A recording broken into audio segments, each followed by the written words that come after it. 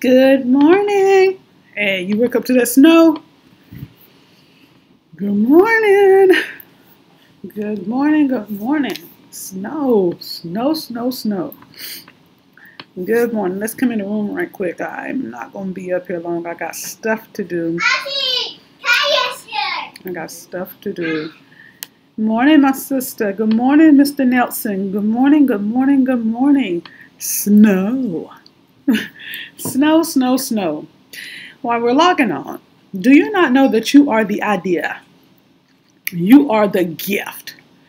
And while you know that you are a gift, and we know Jesus is our perfect gift, God gave us the perfect gift, you are a gift as well. You are made and created for whatever is the missing link. You contain the power of it, and the success of it is in and upon you. With that in mind, good morning, good morning. We have to understand and know this here.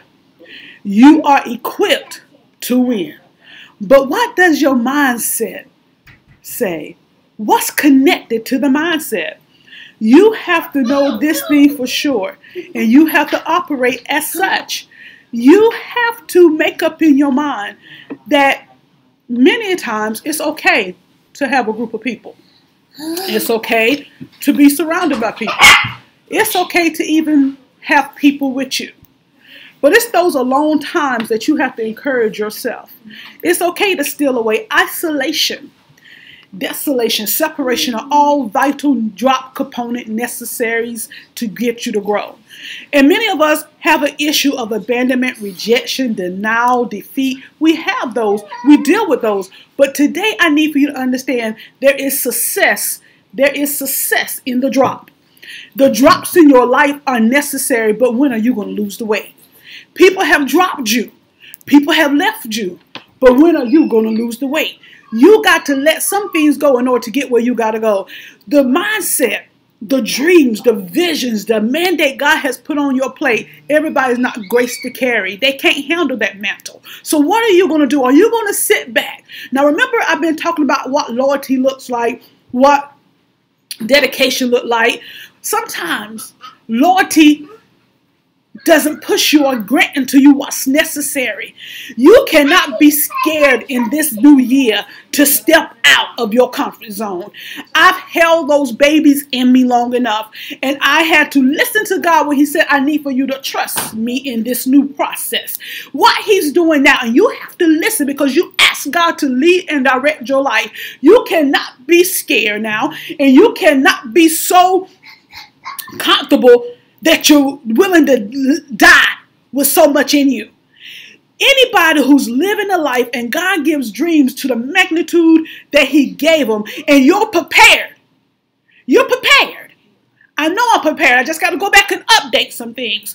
You have got to step out and trust what God speaks. And if you don't step out and trust what he speaks, who are you really listening to?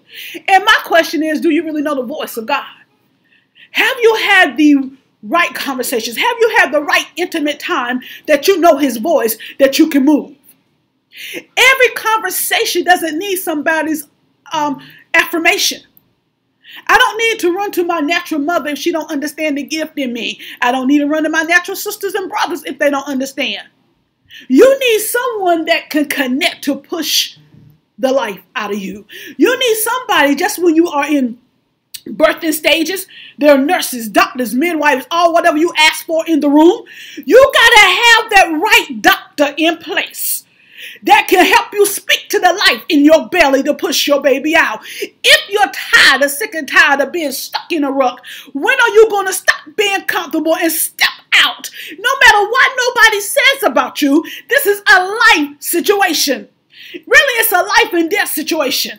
My life is contingent on me moving, or my death is evident on me staying. My life is contingent upon me moving out of my comfort zone, or my death is evident because I choose to stay. I chose life. Whether it's accepted, I still step. And God honors every step. Small steps break forth great bounds. Are you really ready to leap? I'm tired of premature birth. I'm tired of premature pains. I'm ready to see my babies come to fruition.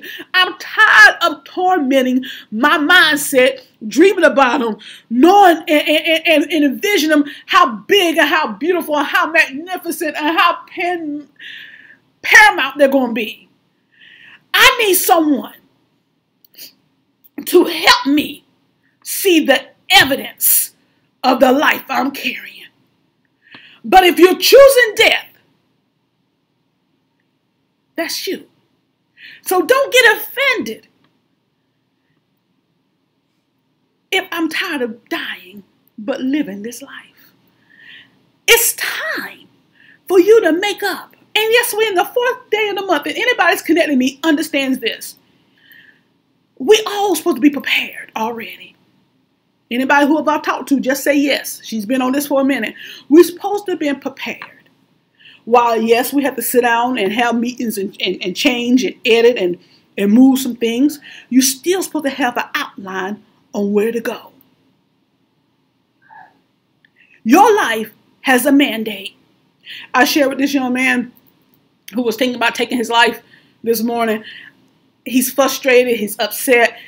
He said, what do I do? Can you pray to God to answer for me? I told him no. You have to pray to God because you're frustrated.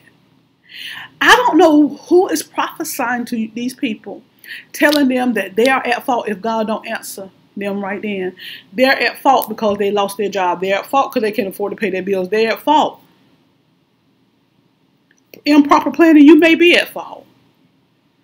But if you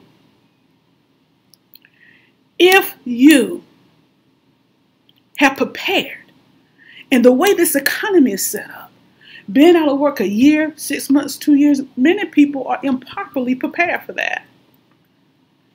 They never been taught that. So if they're unlearned, who has the tenacity to teach them? I know one personally. There may be some more out there, but he takes the risk and give it to you straight. But can you receive it? When you are so far behind, you can have those rough conversations to yourself that if someone comes in, they don't have to sugarcoat their words. They can give them to you straight. Where you are now, you don't need no more patty cake words. You need a word that's going to come in, cut, do the surgery, and then stitch you up. And you don't need no more anesthesia because you're already addicted to it. So now what you need is to feel the pain, to push your tail to grow. Many women, because I know I gave birth to 3, that pain medication don't mean nothing. It wears off. You start wanting to push when they say, no, don't push. That baby's got to come because that pain hurts. You listen to the instruction, but they don't know what your body can take. Your body has taken enough. Now, no, God doesn't torment. Don't put this on God. This is strictly me. I'm tired of restless, sleepless nights because I got babies in me and my mind and my vision can see it. And I'm tormented to the point that I have to rebuke the frustration. I have to rebuke the anxiety. I have to rebuke the panic. I have to rebuke the feelings that I feel a bit inadequate and not enough. You got to look in yourself, say, God, speak the word into my life. Teach me. Let me back up for a second. I'm getting ahead. If you don't know the voice of God, ask him all the time. I say, God, teach me how to pray. Teach me how to worship you. Teach me how to speak to you. I don't want to talk at him because of my frustrations and because of what dropped me and what told me that it was impossible to achieve that which I have written. A woman can't do all that. I want these little messes of slavery and the slave mentality to die. I'm going to say it like this, women can do whatever they desire because it's already out there for us to be rejected. In this area I'm in, many women still don't get to grace the pulpit. Many women are told to sit down. Many women are told about the makeup and the earrings. There is a death sentence psychologically. Enslavement. We are still enslaved and want to be free. But back on me because I'm not going to talk about you guys today. You're tortured. I'm tortured by it because who can help me bring light to it?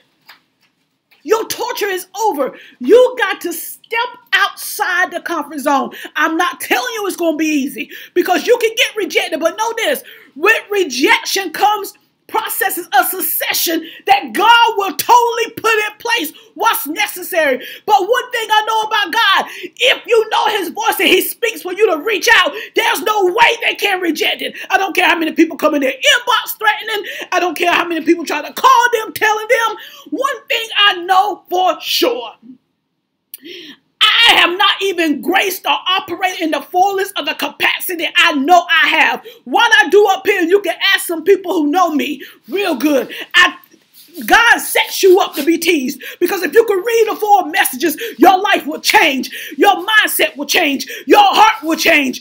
He says you're going to do as I tell you to do. No scripts, no rehearsals. I sit down and I say, this is your vessel. He comes at you the way he desires. Let him meet you where you need him at. But you got to step out that comfort zone. It's a new year and you brought 2017, 16, 15, and 14 in it. Stop it today. It's a day. Step out and live. But for you to stay where you are, you wrote your own death sentence, signed a certificate. I need a birth certificate signed today, not a death certificate. And I'm not going to sign my own death certificate. Many of us in this 4th day of the new year is still stuck when we're supposed to be free. It's new. The snow signified researching. The revelation God gave me this morning, I shared it on my blog. The snow came in yesterday. And if you know, the roads are dirty. I'm going to give you a little synopsis and I'm calling it a day. The first blanket, you can see the dirt in the field. Then after a while, it kept being covered, kept being covered, kept being covered. You wake up to a beautiful, beautiful covering of white, cleansing, wholeness. Oh God, refurbished, revitalization. But many of you are so busy trying to get to the bottom of that layer that you won't even understand. You won't even grasp. You won't even embrace the purity that's covered your dirt. When are you going to quit allowing the dirt to come up? When are you going to quit digging for the dirt and enjoy your new snow? Even though the city scrapers are going to come through and clean the street and you're going to see the dirt, but guess what? Even with the dirt, it melts to water to nourish the ground so things can grow to nourish our bodies. This is a time of nourishment. Quit trying to dig at the bottom layer and living in your dirt. Allow it, God, to come through and cover it. There's a word in the Bible for that. He will, though you be dirty, I'm going to paraphrase it. Though you be dirty, he will dip you in his blood and bring you white as snow. When are you going to quit digging at the bottom and reminding yourself, self-inflicted, tormenting yourself of the hell and the hurt you've been through and allow God to wash you whole, cover it, and bring you out? He's dipped you in the blood. Live whole and free. You have hereby been cleansed and redeemed. But when are you going to stop digging at the bottom to see the dirt? Stop it. It's okay. You give birth to a baby. The baby goes through processes and stages. The pain, oh my God, you up there telling God you ain't gonna do it no more. Oh God, this gonna be my only baby. Oh God. You know God better than you ever knew him before. Baby come out, you sitting there, you're happy, you're proud, you count the fingers, you count the toes, you look at him, you kiss him, oh my baby, you celebrate. This is your season of celebration, but you're tormenting yourself, trying to get down to the dirt. Embrace this new. And that's not really all that snow signifies in the prophetic. But you got to understand this here. He's washed the old away. Why do you keep digging to the bottom of a surface when he already covered it? His blood covered it. It covered you. It covers you. It keeps us covered. But we're so busy doing nothing. Stop signing your own death certificate and find you someone that can end your own torment. Find you someone that's not scared of the gift in you, is not intimidated by the anointing on your life, but see the structure and the passion and the compassion, knows the heart aligns up with the Father, and we connect to bring life, and they can sign my birth certificate. Quit the death certificate signage of your own life. This is a new day, a new time, a new season. Endless victories, endless celebrations. But you're still stuck because it's unfamiliar to you. If you knew the voice of God, you can talk to him and say, can you please teach me your voice? Can you please teach me your way? God, what's the will for my life? And getting back to that, man, I said, what's the vision for your family? What's the vision for you? What's the vision for that house? And he said, what do you mean? I love you people. Y'all so religious deep that you earthly no good. A person without a vision perishes. That goes for your home, your life, your business, your finances, your whatever it is. You have to have a vision. I asked him what's the vision for himself, for his wife, for his family, for his child. We got to teach this. A vision is not necessarily, I just need money to make it. Nah, that's not a vision. He told me he supply all my needs. You need a vision. You need a vision. But you also need somebody whose vision is better than yours to help push that vision in life. In order to be taught, you must first sit down to learn. And once you learn, you're responsible for the growth. One plants, one waters, but God gives the increase. And when I say you're responsible for the growth, because you have to apply it for God to increase it. Many of us want the quick thing, and this don't come quick. It don't come easy. The only way it can come at the speed it's coming is because many of us have prepared. We just got to go through and adjust. That's the word. Thank you, Holy Spirit. We got to go through and adjust some things. We're prepared. But when preparation meets destiny, sometimes adjustments are needed. Many of my things are planned from 10, 15 years ago. Adjustments have to be made once proper conversation is come. Remember these words I spoke last year. Reposition, realignment, relaunch. Many of us got some launching to do. We tried it, didn't work. Quit trying to do everything yourself. The kingdom is made up of fellowships. The kingdom is made of individual people that they are equipped and made differently. But when they connect, God is in the building. I just quoted a scripture, did it differently for me to understand because I have an issue. Because when you're being hurt so much and people don't understand you, you try to do it by yourself. And that's another reason for frustration. That's another reason that things in the body, in the temple can't do right. And then you're not eating properly. You're not taking care of the temple. You're frustrated. God is not about frustration. You're sinning. You got to sit down to the table and get some things right. The fourth day, we're still stuck. I had 4 conversations today about being stuck. I don't know. I applaud your efforts. But to keep digging up old stuff when you've already been given a sign that it's done, you're signing your death sentence. Ask God to teach you his voice. He'll do it. And many of us are like myself. We have a father in the natural, but he didn't raise us. We had a mother. There was still no communication. You don't know how to talk to your father. You think you got to go to school and be taught how to pray. It's a very simple conversation. The same way you pick up the phone, somebody calls, say hello, or what's up? Hello, God. I thank you for this day. What did I do to deserve it? Don't know. But I ask you today to lead and direct my life. What is it that you have me to do?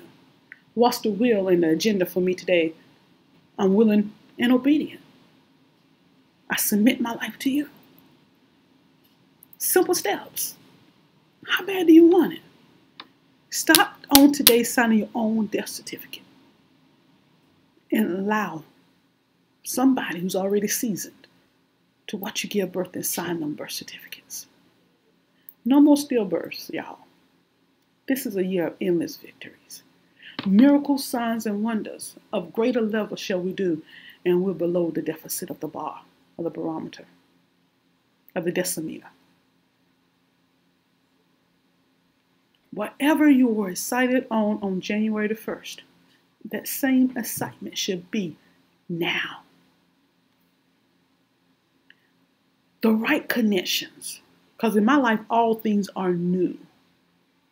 The right people, the right connections, the right associations, the right lifelines, the right connectors. You are a vital commodity. You are the needed resource. You are the element that's missing for the greatest success of anything your hands lay hands on. There's wealth in these. Quit being defeated when defeat will only given in battles. And God reigned victorious. Too much in here. You have to write it to release it so it can be run and launched. Stop it today. Too many great, awesome, and powerful words have been spoken of our life on day 1 for us to be in that same mindset on day 4. I'm running this year. All things new for me. All things new. New. Where I am, I will see no more. And you got to begin to speak the Bible to yourself. And if you don't want anybody to know your conversation, I paraphrase a lot of scripture in just this little conversation. You got to know the word for yourself and keep it hidden in your hearts. Because in the day of trouble, trials and tribulations, you can encourage yourself in this one thing I know. He who loves me, he who birthed me, he who has settled me, as he has settled his word, shall keep me, sustain me, and prosper me. You got to know what the words mean that you speak. And you got to start speaking life into yourself. And you got to stay there for yourself. You got to know who you are without a shadow of a doubt. And you got to stand on it. We are supposed to be lifelong learners. And we graduate high school if we don't drop out and don't want to learn no more. Ignorance is a sin too. Always be educated. Always be willing to be taught. Submit to tutelage so it can be caught and it can spread like wildfire. One plant, one water, but God gives the increase. I love you. I love you. I love you. I love you. I love you. I love you. I pray that you have the most encouraging, the most experience, the miracles of God follow you. Ephesians 3:20 through 21 day and year. And many of you have asked, why do I speak that? I used 2 years ago speak a word of life over everybody at the beginning of the year. And I quit when people started having things to say. And some of the things God told us to say and that's the reason I say stuck between two opinions, excuse me, God told us to do, we felt uncomfortable doing it. But as you speak a word of life into somebody else, they read it to speak back into you. And by you being obedient, God honors obedience. It's some of the small things that you've been told to do or you've been led to do, and people come back left at you because they're mentally not prepared, that you hindered. So I went back through and asked God to show me some things that I missed. And he named out some things. I'm not afraid to speak a word over your life. I'm not going to kill you with the pen in my mouth. I'm going to speak life with the pen in my mouth. Because the same way I want you to live, I want to live. My mouth has the power to speak life, and I'm not speaking death. With that being said, Ephesians 3:20-21 is your day and your year. You got to believe it. You got to speak it, and you can have it. I want to say good morning to every one of you for taking time out to join me. Hey, Mr. King. I want you to know I appreciate you. I love your life, but endless victories. Quit signing your own death sentence and your death certificate. Let's see life this year. I love you. Enjoy that snow. I'm staying in where it's warm. I don't do cold. Love you. Mwah. My nose trying to run. I'm draining, trying to talk.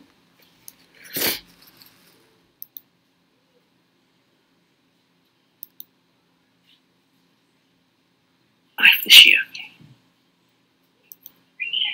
I love you. Enjoy that snow. I'm staying in where it's warm. I don't do cold.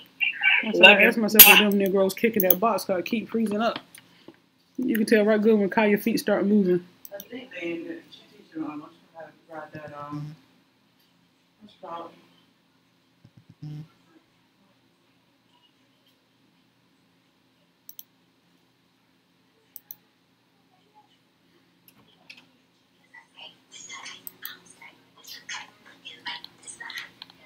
It's not bad.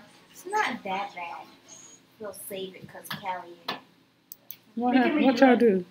So we did this. It's a challenge on music. It's a TXCC challenge. Jesus, why your face? Oh, like that? Oh, maybe you got to be in here to hear it. You can't see. You just like my children. Y'all see one part that come on. 'Cause I don't know why Facebook do that. The craziest face that you make is the one that freezes to start with. I don't know why they do that. I know, like if I do it musically, that has a really funny face when you stop it. What should we do? She makes it funny though. Go ahead, Callie. I see you, baby. What you doing, Callie? What you call that? Why she call it to you? Look at Callie. Callie a dance queen. Yeah, we could do it up here because it's like more. I can't. They'll see you. It should see you. It won't see her, but at least she'll feel like she's in it. So y'all gonna have to watch out for her. 1, 2, 3. You can be yourself.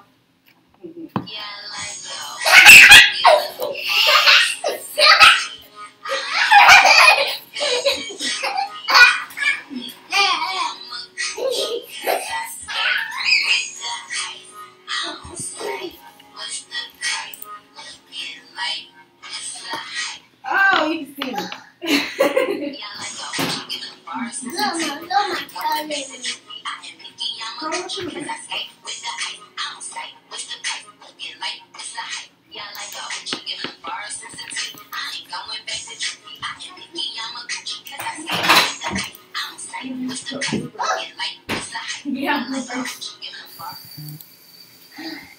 Who's all these people? I can't do nothing anymore.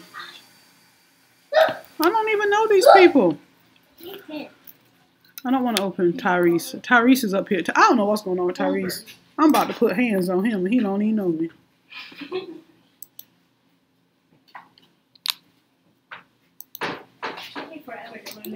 I know. Like when you see everybody. Oh, that's the jam. Y'all don't know nothing about that. What